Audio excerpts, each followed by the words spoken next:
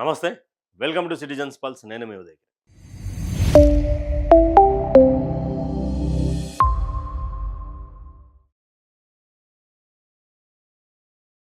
రోజు రోజుకు హైకోర్టు మొట్టికాయలు వేస్తూనే ఉంది. వచ్చినటువంటి 2.5 సంవత్సరాల ప్రభుత్వ పాలనలో హైకోర్టే ఎక్కువగా రియాక్ట్ అయ్యి హైకోర్టే పొట్టు పొట్టు తిట్టినటువంటి దాఖలాలు కనిపిస్తా ఉన్నాయి. ఎందుకు? ఏమిటి? ఎలా అంటే హైడ్రా అని ఒకటి రేవంత్ సర్కార్ తీసుకొచ్చింది. ఆనాటి హిట్లర్ గుర్తు చేసుకుంటూ హైడ్రా ఒకటి తెచ్చినామని చెప్పిండు కదా. ఆ హైడ్రా మీదనే పెద్ద ఇష్యూ అయింది. ఇక ప్రతిసారి ఫస్ట్ నాగార్జునని కొట్టిరు. నాగార్జున కొట్టగానే ఏముంది అసలు, చెరువులు కబ్జాలు అవుతుంటే పెద్ద పెద్ద హీరోలనే కొట్టిరంటే ఇక చెరువులు మస్తు అవుతాను. ఆ నుంచి సన్నగా పోయి సున్నం చెరువు గడిపోయారు. ఆడ కొట్టింది మొత్తం పేదోళ్ళని. పాట్మని కొట్టిరు. పాట్మని కొట్టగానే రోడ్డు మీద పడిపోయారు పేదోళ్ళు. రోడ్డు మీద పడ్డ తర్వాత వాళ్ళంతా కోర్టుకు పోయితే మళ్ళీ తర్వాత ఏమైంది, కోర్టు పొట్టు పొట్టు తిట్టింది ప్రభుత్వాన్ని. ఎందుకు తిట్టింది? అది ప్రైవేట్ ల్యాండ్ రా నాయన, దాంట్లో ఎందుకు కొట్టిరు మీరు అంటే, అయ్యో సారీ మళ్ళీ కట్టుకోరని చెప్పేసి హైడ్రా మరొకసారి బదిలిచ్చింది. అంటే కూలగొట్టుడు ఇలా వంతే, కట్టుకోడు అని ఇలా వంతే, ఇదంతా నడుస్తూ ఉన్నది. ఇంకా హైడ్రా అనగానే చాలా మంది నిద్రపోయేటోళ్ళు లేచి మెలుకు కూర్చొని తక్కువని గుండె పట్టుకుంటారు. వాయమ్మ ఏడొస్తుంది మా ఇంటికాడికి. అది ఈరోజు భూములు కాదు కదా, మనం మాట్లాడుకోవాల్సినప్పుడు ఈరోజు భూములు కదా. నిజాం పరిపాలన ఉన్నప్పటి నుండి ఉన్నటువంటి ఇళ్లను కూడా కూలగొడతా ఉన్నారు. మూసి అభివృద్ధి పేరిటనో, హైడ్రా అనో, ఈడ చెరువు ఉండే గతంలో అనో, అన్నీ కూడా కూలగొట్టుతా ఉన్నారు. కానీ మళ్ళా బడా నాయకులకు సంబంధించినటువంటి ఇండ్ల జోలికి పోరు. ఓ పొంగులేటి అయితేనేముంది, ఓ వివేక్ వెంకటస్వామి అయితేనేముంది, ఒక పట్నం మహేందర్ రెడ్డి అయితే ఏముంది, ఎంతోమంది ఎఫ్టీఎల్లు ఉన్నాయి కదా, గండిపేట వద్ద, హిమాయత్ సాగర్ వద్ద, వీళ్ళందరూ వాళ్ళ దగ్గరికి హైడ్రా పోదు. ఎందుకు అంటే రాజకీయంగా బలంగా ఉన్నటువంటి వాళ్ళు. ఓ ఫాతిమా కాలేజ్ ఎఫ్టీఎల్లో లేదని చెప్పి క్లియర్గా రెవెన్యూ అధికారులు చెప్పారు. కనీసం మరి దేనితో నవ్వాలనో కూడా అర్థం కానటువంటి పరిస్థితి ఉండే. ఇదంతా కూడా కొంత ఇబ్బందికరమైనటువంటి పరిస్థితి అనిపిస్తలేదా? ఎందుకని ఈ యొక్క విషయంలో హైడ్రా ముందుకు పోతూ అట్లా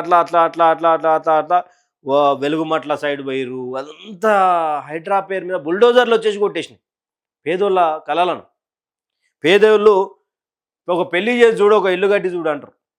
ఆ ఇల్లు కట్టినటువంటి ముందు వెలుగుమట్లలో ఒక ఆమె ఏడుస్తుంటుంది, ఒక్కసారి నా ఇల్లుని చూసుకుంటా అంటారు. పోయి మొత్తం తిరిగి వస్తుంది. పులి చేసిరు రీసెంట్గా గీడ యూసుఫ్ గూడల పొద్దుగాల పెళ్లి పెట్టుకురు, రాత్రి ఇల్లు కూలగొట్టిరు. ఆ పిల్లగానికి పిల్లని ఎవరు ఇవ్వాలి? ఆ పిల్లగానికి మళ్ళీ సంబంధం ఏడు రావాలి? వీళ్ళు ఏడుండాలి? ఇప్పుడు తీసుకుపోయి ఏదో దాంట్లో పడేసిరు, కమిటీ హాల్లో ఏదో పడేసారు. అన్ని కుటుంబాలు ఒక కళతో కట్టుకున్నటువంటి ఇళ్లను కూలగొట్టుడు హైడ్రా నైజం అయిపోయింది. అయితే మరోసారి హైడ్రాకి ఎందుకు చుక్క ఎదురైంది అంటే లోత్కుంటకు సంబంధించినటువంటి భూములు. ఆ భూములు ఎవరివి? ప్రైవేట్ సంబంధించినటువంటి వాళ్ళకి కాదు, పేదల భూములు కాదు కూలగొట్టడానికి, మిలిటరీకి సంబంధించినటువంటి భూములు, ఆర్మీ భూములు. అవి సీరియస్గా ఆదేశాలు ఇచ్చి మరి వెనక్కి తీసుకున్నది. ఒక్కసారి వదిలేస్తున్నాం, ఇంకొకసారి కనుక ఇలాంటి తప్పుడు ల్యాండ్ల మీద పడి, మిలిటరీ ప్రైవేట్ ల్యాండ్ల మీద పడి ఇష్టారీతిగా హైడ్రా ఏమైనా చేస్తే మాత్రం తీసుకుపోయి రంగనాథన్ లోపలేరు అని చెప్పి ఆర్మీ ఆఫీసర్లకు ఇచ్చినటువంటి ఆదేశాలు వెనక్కి తీసుకుంది. దీనికి సంబంధించినటువంటి లోతుకుంట 40 చెరువులు ఆల్రెడీ కబ్జాలు అయినా కూడా దాని మీద మాట్లాడరు. ఎందుకంటూ హైకోర్టు మొట్టికాయలు వేస్తూనే ఉంది. ఆ తర్వాత హైడ్రాకు అసాధారణమైనటువంటి అధికారాలతో కీలక శాఖలు నిర్వీర్యం ఎందుకు అయిపోయినాయి? ప్రభుత్వం ఏం చేస్తూ ఉన్నది? ప్రభుత్వం ఇష్టం వచ్చినట్టుగా చెప్తే హైడ్రా రంగనాథ్ చేస్తాడా? హైడ్రా ఇష్టం వచ్చినట్టు కూల్చేస్తారా? ఎన్నోసార్లు ఫైన్లు వేసినాం కదా, బతుకమ్మ కుండకు సంబంధించినటువంటి విషయంలో కావచ్చు, హైడ్రాకు సంబంధించినటువంటి కూలగొట్టినటువంటి కొండాపూర్ అర్ధనారేశ్వర గుడి సమయంలో అక్కడ ఉన్నటువంటి ప్లేస్ విషయంలో అన్ని విషయాలలో చేసింది ఇదే కదా. ఫైన్లు వేసినా కూడా ఇంకా మీరు మారకపోతే ఎట్లా అని చెప్పేసి హైడ్రా టీంకు భారీ షాక్, దెబ్బ మీద దెబ్బ కొడతా ఉన్నది హైకోర్టు. నాకు తెలిసి బహుశా ఇన్ని సంవత్సరాల రాజకీయాలలో ఇంతమంది ముఖ్యమంత్రులు ఉండగా రేవంత్ రెడ్డికి వచ్చినటువంటి చివాట్లు హైకోర్టు నుండి మొట్టికాయలు ఇప్పటి వరకు ఎవరికి రాలేదనుకుంటా. ఇన్నిసార్లు మరి ప్రతి విషయంలో అటు నీళ్ళ వైపు పోతే ఎన్డీఎస్ఏ రిపోర్టు షాకులు ఇస్తూ ఉన్నది, ఇటు ప్రజల దగ్గరికి పోతే కోర్టు షాకులు ఇస్తూ ఉన్నది, హైడ్రా విషయంలో షాకులు ఇస్తూ ఉన్నది, గ్రామాలలో పోతే రైతుల వల్ల రేవంత్ సర్కారుకు షాకులే, అన్ని షాకులే ఉన్నాయి ఇలా. అయినా మార్పు రాకపోవడమే, మార్పు మార్పు అని వచ్చి పేదల మార్పును మళ్ళీ ఒకసారి కోరుకుంటున్నది తెలంగాణ అని చెప్పి అర్థమయ్యేటట్టుగా హైకోర్టు ముట్టికాయలేస్తూ ఉన్నది. అయితే ఈడ కోర్టు ధిక్కరణలకు పాల్పడి క్షమాపణలు చెప్పడా, బేషర క్షమాపణ చెప్తేనే అఫిడవిట్ని అనుమతిస్తాం, ఆ తర్వాత సైనిక జోక్యం ఉత్తర్వులపై తుది నిర్ణయం. హైడ్రాపై మరోసారి తీవ్ర వ్యాఖ్యలు చేసిన హైకోర్టు ఏజీపై గౌరవంతో ఆర్మీ యాక్షన్, ఆదేశాలు నిలిపివేత. అర్థమైందా? అంటే మీరు ఇష్టం వచ్చినట్టు చేస్తారు, క్షమాపణ ఎప్పుడు లేకపోతే కౌంటర్ పిటిషన్ వేయరు అంటే వేయరు. మీ తాను అన్ని ఆధారాలు ఉన్నప్పుడు, మీ తాను అన్నిటికన్నా ఉన్నప్పుడు ఎందుకు కౌంటర్ పిటిషన్ దాఖలు చేయలేకపోతున్నారు? క్షమాపణ చెప్పమంటే చెప్పరా? బేషరతుగా క్షమాపణ చెప్తేనే ఈ యొక్క ఆర్మీ భూముల మీద తుది నిర్ణయం తీసుకుంటామని చెప్పేసి హైకోర్టు చెప్పింది. ఆ తర్వాత ఏజీపీ మీద గౌరవంతో ఆర్మీ యాక్షన్ ఆదేశాలు నిలిపివేసింది. ఆర్మీ వాళ్ళని డైరెక్ట్ చెప్పింది, ఆడ మీరు 4 నిలబడురి, ఎవడు వచ్చినా తీసుకుపోయి లోపలేరు, ఎవరు వచ్చినది ఇది నాది, నేను కూల కొడతా అని వచ్చిందంటే కూల వేసేరిగా అని చెప్పి ఆదేశాలు జారీ చేసేటువంటి మూమెంట్లో నిలిపివేసింది. అంటే కమిషనర్కు ఇంత అహంకారం ఎందుకు అని చెప్పి కూడా హైకోర్టు ప్రధానంగా ఆరోపించింది రంగనాథ్ విషయంలో. ఆ తర్వాత ఇక హైడ్రా అనగానే చెమటలు పట్టిపోతున్నాయి పేద ప్రజలకు, అరే ఏడొచ్చు కూల కొడుతారండి.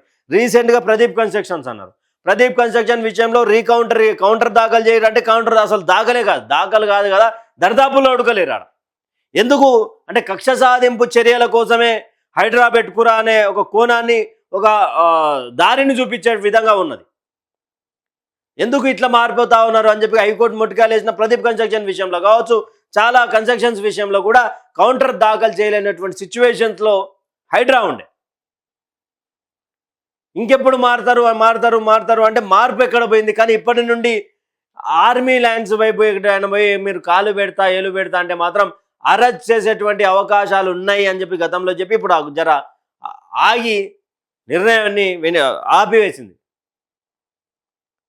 మరి ఏం చేయాలనుకుంటున్నారు? గ్రామాలలో నుంచి మొదలు పెడితే హైదరాబాద్లో సామాన్యుడు భయపడుతుండు.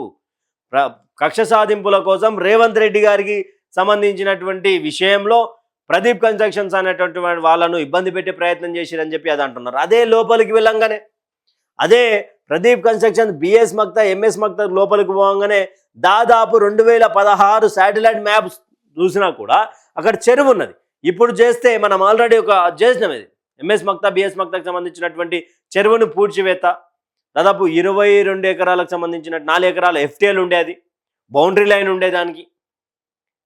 మరి అది ఎట్లా, దాని మీద ఏం మాట్లాడతారు? దాని మీద మొత్తం నీట్గా చేసి వెంచర్ వేసే ప్రయత్నం చేస్తూ ఉన్నారు. దాని మీద మనం స్పందించేటువంటి అవకాశం ఎందుకు? వై ప్రదీప్ కన్స్ట్రక్షన్స్, వై లోతుకుంటా భూములు, వై పూర్ పీపుల్స్ ల్యాండ్ అంటే దానికి సమాధానం లేకపోయా. అయితే మొత్తానికైతే ఫైన్ల మీద ఫైన్లు, మొట్టికాయల మీద మొట్టికాయలు అన్నేసినా కూడా హైడ్రా పనితీరు మారుతుందా లేదా అనుకో తెలియనటువంటి పరిస్థితి. మరి ఇప్పటికైనా మారుతారో, లేకపోతే ఆర్మీ అయితే రెడీగా ఉన్నది, ఇక్కడ మా భూముల దగ్గరికి వస్తే మాత్రం వదిలే ప్రసక్తి లేదని చెప్పి హైకోర్టు కూడా సీరియస్గానే ఉన్నది హైడ్రా మీద, ప్రభుత్వం మీద. మరి చూడాలా, ఒకవైపు నిరుద్యోగుల విషయంలో ప్రభుత్వానికి ఇబ్బంది షాక్ ఇస్తూనే ఉన్నది హైకోర్టు, తిడుతూనే ఉన్నది.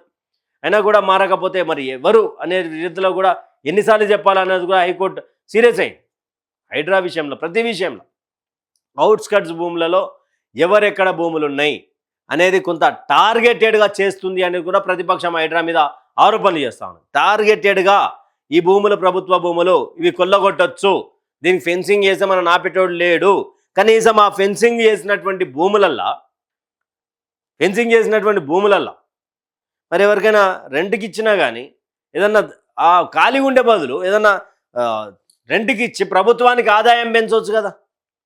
ఎకరాలకు మొత్తం ఫెన్సింగ్లు చేసిరు కదా, ఆడ బతికేటటువంటి వాళ్లకు అవకాశాలు కల్పించిన వాళ్ళు నెల మీద రెంట్ చెల్లిస్తూ ప్రభుత్వానికి ఆదాయం పెంచుతారు కదా.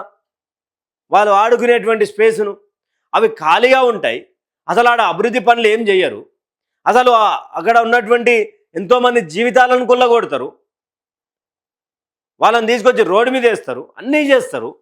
మళ్ళీ మీదికి వెళ్ళి ఆడ రూపాయి ఆందాన్ లేదు.